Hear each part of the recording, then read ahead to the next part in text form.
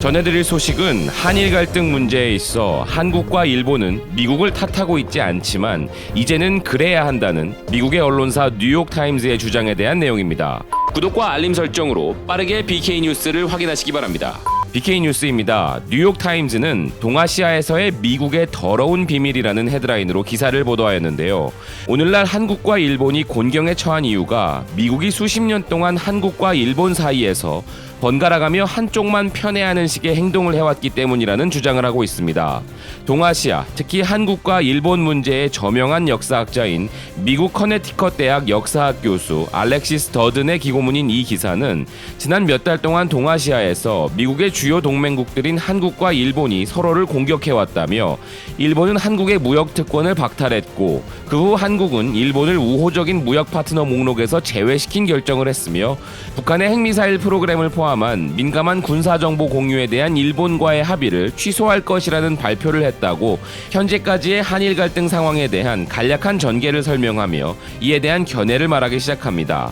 필자는 양국이 1965년 협의에서 관계를 정상화시켰지만 일본이 1910년부터 1945년까지 한반도에서 자행했던 강제징용, 영유권 문제, 성노예 문제 등에 대한 논쟁은 거의 해결되지 않았고 여전히 양쪽의 민족주의적 충동을 자극하고 있으며 역사는 이러한 현재의 문제에 있어서 단순한 배경음악 이상의 것이라고 이야기합니다. 트럼프는 이번 사태에 관해 한일 동맹국들에게 그들이 나를 필요로 하면 나는 거기 있을 것이다 라고 말했는데 이는 문재인 대통령과 아베 간의 협상을 도울 수 있다는 의미였다면서 트럼프는 이번 유엔 총회와는 별도로 이번 주 각국의 지도자를 만날 것으로 예상되지만 만약 트럼프가 이 사태의 진전을 이루기를 원한다면 미국 정부가 오랫동안 거부해왔던 일을 해야 할 것이라고 하는데요. 그것은 한국과 일본이 역사를 무기화하는 이 사태에 대한 부분적 책임이 미국의 역할에 있다는 것을 인정하는 것이라며 상황이 이렇게 된 것은 미국이 오랫동안 한일 두 나라 사이에서 번갈아가며 어느 한쪽을 다른 쪽보다 더 편애하는 식의 행동을 해왔기 때문이라 주장합니다.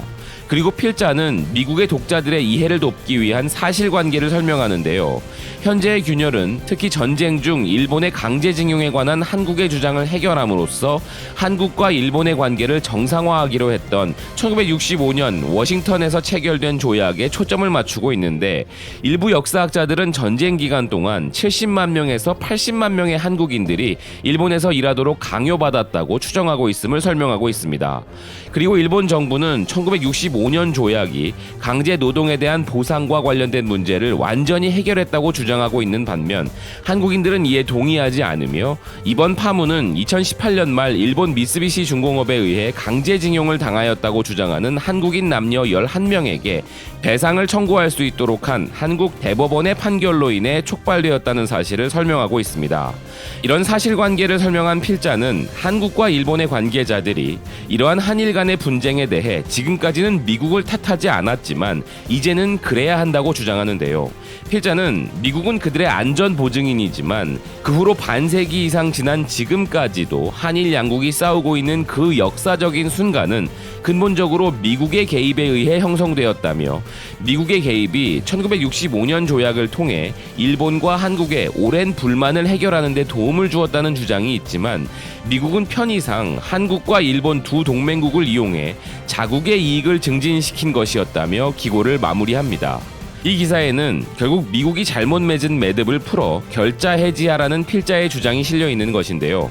1965년 협상은 미국이 자국의 이익을 위하여 개입한 것이 분명하기에 해결하는 부분에 있어서도 트럼프가 지난 수십 년간 미국이 해왔던 것과는 다른 행동을 해야 한다는 게 필자의 주장인 것입니다.